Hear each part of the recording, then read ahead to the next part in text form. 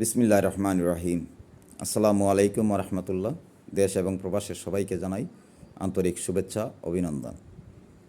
আমার ভিডিওটি যারা দেখছেন, দেশ এবং প্রবাসের সবাইকে শুভেচ্ছা।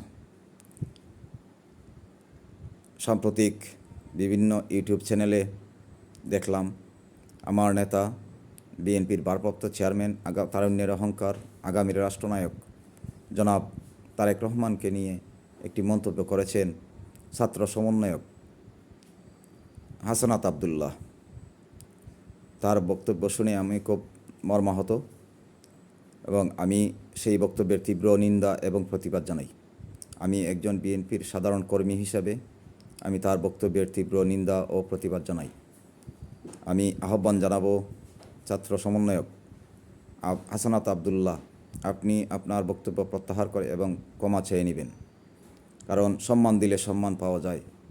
আপনারা সেটা বুঝবেন, কারণ আপনারা শিক্ষিত, আপনারা প্রাচ্যের অক্সফোর্ড ঢাকা বিশ্ববিদ্যালয়ের ছাত্র, আপনাদেরকে বোঝাতে হবে না।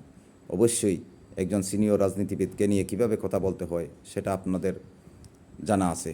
তারপরেও যদি আপনারা সিনিয়রকে সম্মান না দেন, সম্মানীকে সম্মান না দেন, তাহলে আপনারা আপনাদের যে জনতার সমর্থন সেটা হারিয়ে ফেলবেন।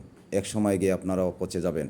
তাই আমি বিএনপির একজন সাধারণ কর্মী হিসেবে আমার নেতার বিরুদ্ধে যেই মন্তব্য করেছেন তার তীব্র নিন্দা ও প্রতিবাদ জানাই এবং দ্রুত আপনি তার ব্যাখ্যা দিয়ে ক্ষমা চেয়ে নেবেন।